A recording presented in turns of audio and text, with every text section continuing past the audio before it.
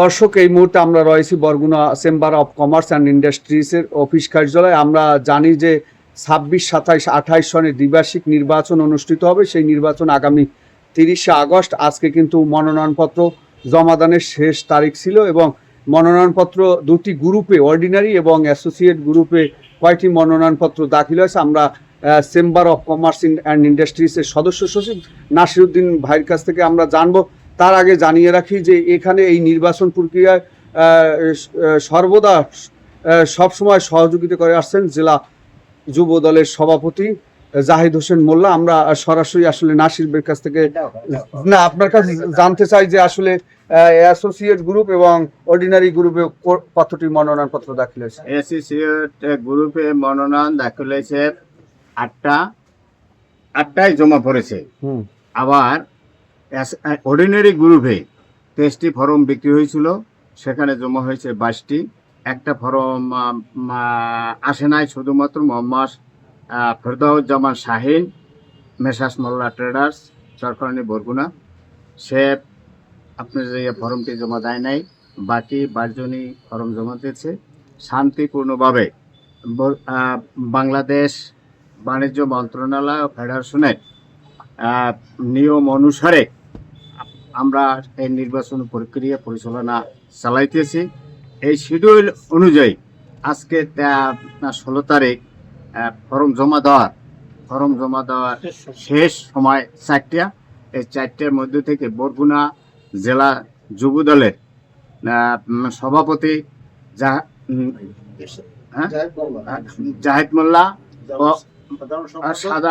সাধারণ সম্পাদক জুয়েল সহ চেম্বারের সালাউদ্দিন সদস্য সালাউদ্দিন ভাই, খোকন শরীফ, আরো যারা রফিকুল ইসলাম, ইসমাইল ও চেম্বারের সভাপতি দিলীপ বাবু, এরা সার্বক্ষণিকভাবে শান্তি শৃঙ্খলার জন্য আমাকে সাহায্য সহযোগিতা করেছে।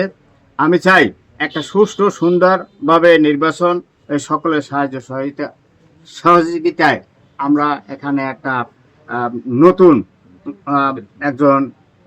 একটা কমিটি উপহার দেওয়ার জন্য আমাদের চেষ্টা অব্যাহত থাকবে।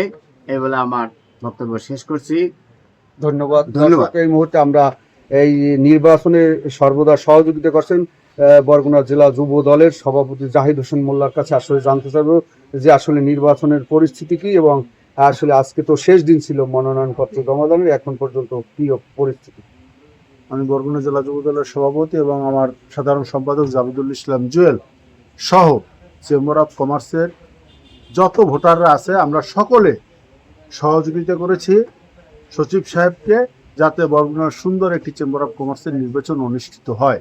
এখনো পর্যন্ত পরিবেশ স্বাভাবিক আছে, ইনশাল্লাহ নির্বাচন শেষ পর্যন্ত পরিবেশ ভালো থাকবে, এটা আমাদের সকল ব্যবসায়ীদের আশা আকাঙ্ক্ষা, এটা আমাদের বিশ্বাস। মনোনয়নপত্র কতটি জমা হয়েছে জানতে?